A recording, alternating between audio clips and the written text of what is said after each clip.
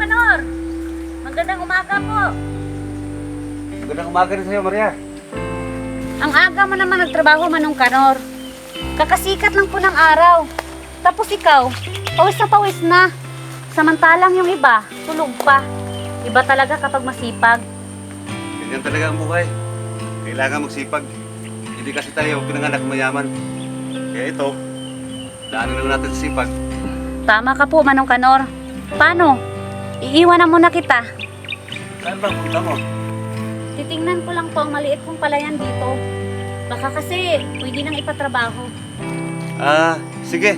Mag-iingat ka. Salamat. Alis na po ako. Sige. Salamat.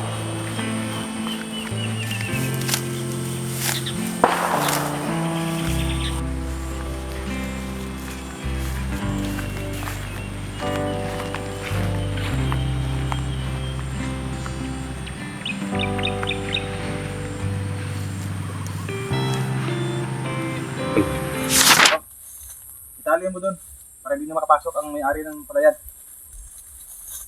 Epektibo ba ito, Nestor? Oo, epektibo ito. Private property. Hindi naman ito private. Noon, hindi ito private.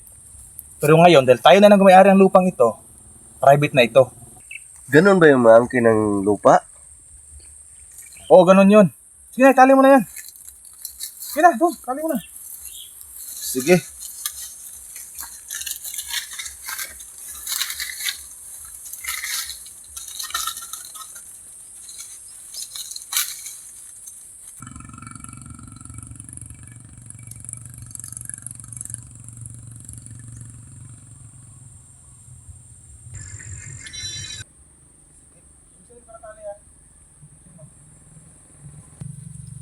Naitali ko na ng maayos. Hoy!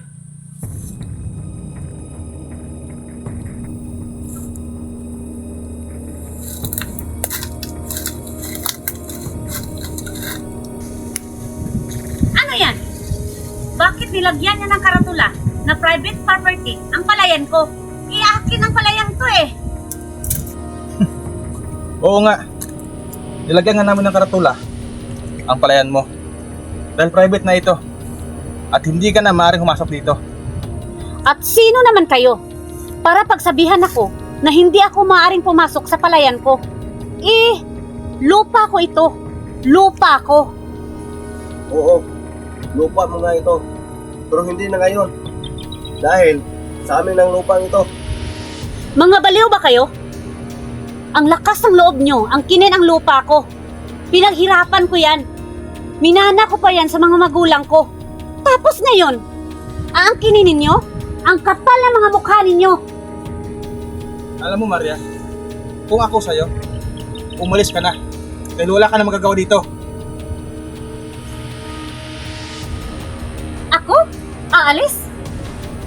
Kayo ang umalis dito. Umalis kayo! Wala kayong hiya.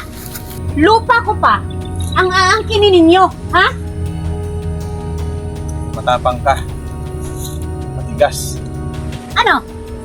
Magkakamatayan tayo? Umalis na kayo!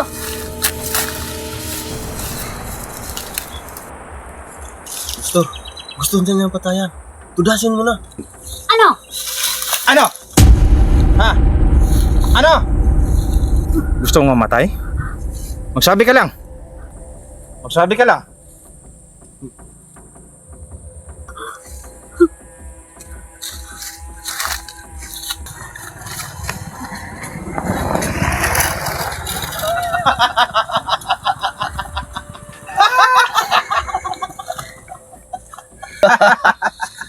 Tumakbo. Akala ko gusto niyang patayan. Bakit siya tumakbo? Natakot. Hoy, huwag ka nang umalik dito.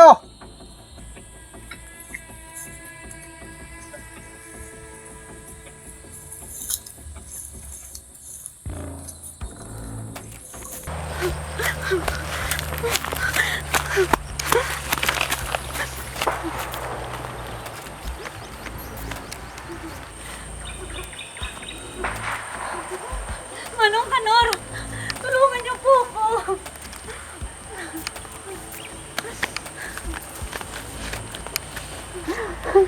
Bakit? Ano ba nangyari sa'yo? Ang palayan ko po, inangkin po nila ni Nestor at Alfredo. Tinutukan po ako nila ng barel. Ano? Mga walang hiya sila. Nagawan lang umangkin ng lupa na hindi sa kanila? At sa kalugar pa nila? Tulungan niyo po ako, Manong Kanor. Pakiusap. Gusto mo kitang tulungan, Maria. Pero wala akong magawa. Pamilyado akong tao. At hindi ko sila maaaring harapin ng basta-basta. At isa pa, may baril sila. Ganito na lang. Pumunta ka sa barangay. Isumbong mo sa kapitan ang nangyari. At para mamputahan sila ng kapitan. Opo, Manong Kanor. Gagawin ko po. Sige. Aalis na po ako.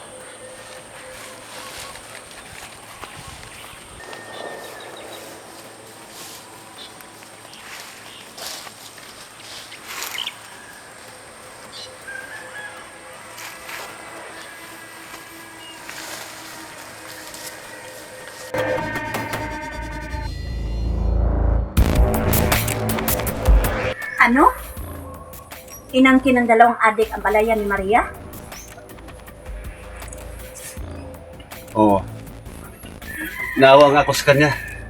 Dahil wala siyang nagawa para ipaglaban niya ang palayan niya. Grabe na talaga to si Nestor at si Alfredo. Wala na talaga silang pakialam sa taong kinakawawa nila. Hindi, Flora. Kaya ginawa ng dalawang adik na yan na angkinin ang palayan ni Maria dahil alam nila na wala itong laban sa kanila. Alam nila na nag-iisa lang ito sa buhay. At alam nila na kaya nila itong sinakin. Nakakaawa naman talaga si Maria. Tulungan kaya natin siya, Kanor. Naisip ko na rin yan, Flora. Pero hindi pwede. Dahil magkaguluhin tayo ng mga adik na yun. Diba? Binigyan mo na sila ng leksyon noong nakaraan. Bigyan mo ulit sila ng panibagong leksyon. Flora, ayaw ko ng gulo. Gusto kong tahimik na pamumuhay. Ayaw kong makialam sa problema na hindi ko problema. Oo, binigyan ko nga ng leksyon ang dalawang adik na yon nung nakaraan. Pero ibang usapan yon. At dahil yon, sa anak natin. Pero Kanor, nakakaawa naman si Maria.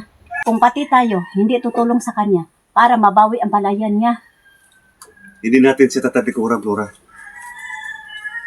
Tutulungan pa rin natin siya. Pero sa ibang paraan.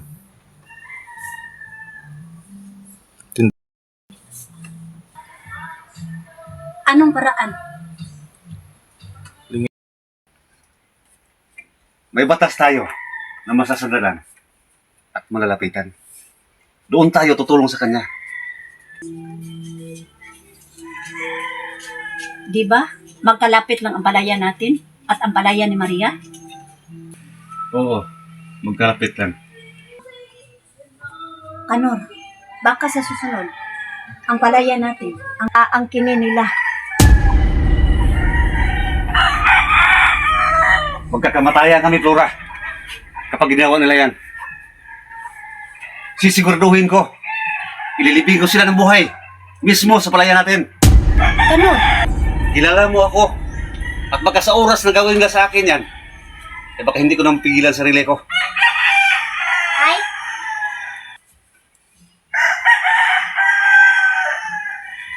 Galit ka po ba?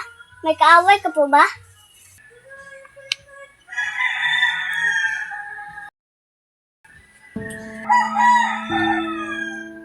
Anak, hindi ako galit. At wala akong kaaway. Bakit parang galit ang boses mo kanina? Ha? Hindi. Mababa lang naman ang boses ko kanina.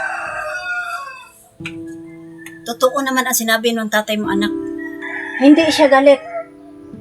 Totoo? Oo, totoo. Narinig mo naman sinabi ng nanay mo.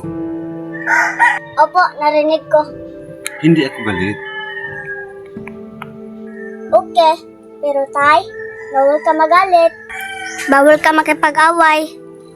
Oo, alam ko. Ikaw talaga. Sige na, maglaro ka na doon. At mag-usap muna kami ng nanay mo. Sige po.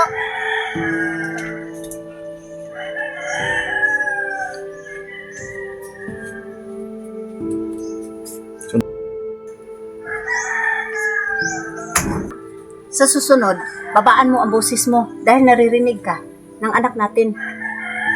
Oo. Nadala lang ako ng inis ko ng dalawang adik na yun. Maiwan na kita. Maglalaba pa ako.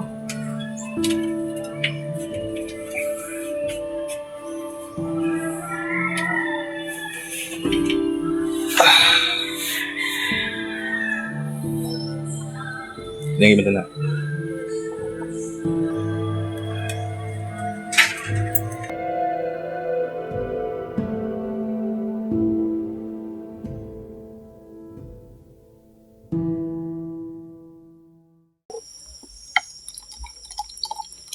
Sabay mo.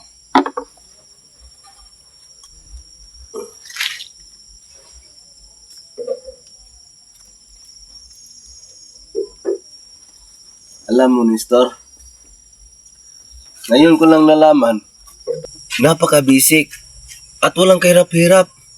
Isipin mo, isang tutok mo lang ng baril, atin na kaagad ang palaya ni Maria. Tama ka, Nestor. Madali nga ang trabaho natin ngayon. Kunting patisindak at tapang lang. Wala na, matik. Tapos na kagad ang trabaho natin. Ang kinababahala ko lang, baka magsumbong sa mga pulis at mayari tayo. Sa paglagay ko, hindi tayo mayayari. Hanggat nasa kamay tayo ni Madam Rosita. Kilala mo naman si Madam Rosita, di ba? Oo naman, siyempre.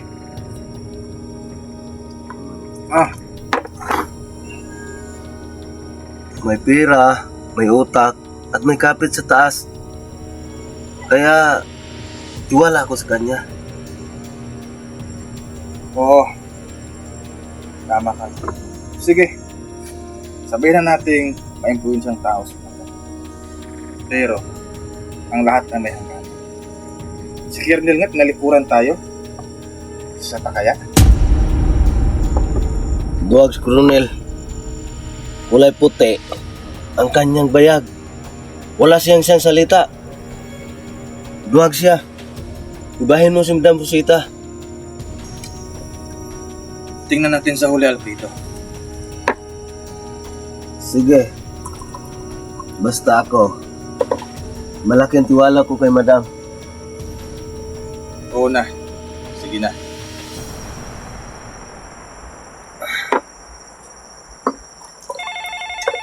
Tagay mo. Alfredo. May tumatawag. Sino yan? Si Madam Rosita. Sagutin mo.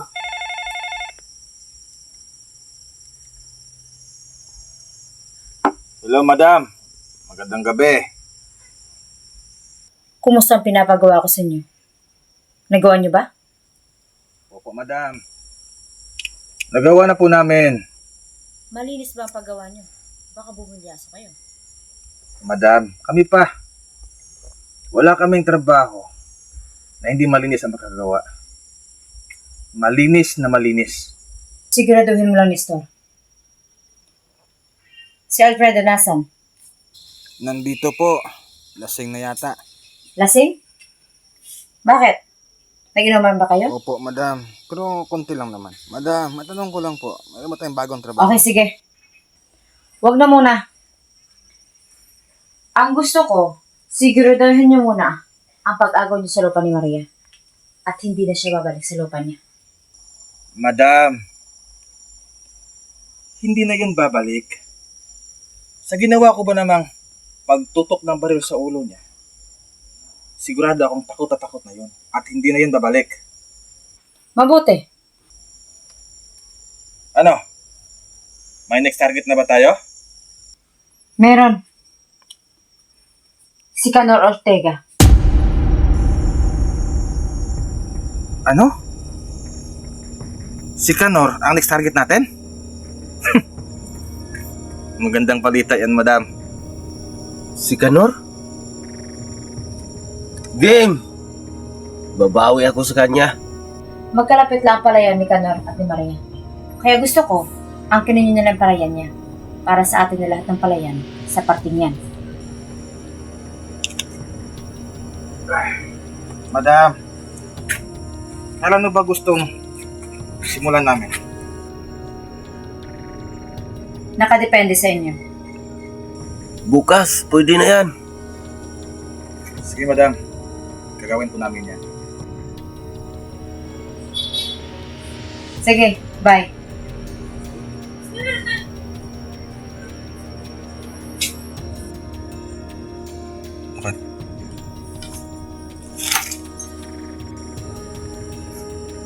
Ano, Alfredo?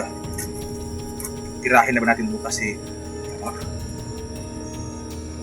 Kahit ngayon, pwede na natin siya tirahin kaagad. Sobrang excited mo talaga, Alfredo. Relax. Huwag mo na ngayon. Tapusin muna natin ang problema natin kay Maria. Sige, walang problema. Magsabi ka lang. Tayin mo.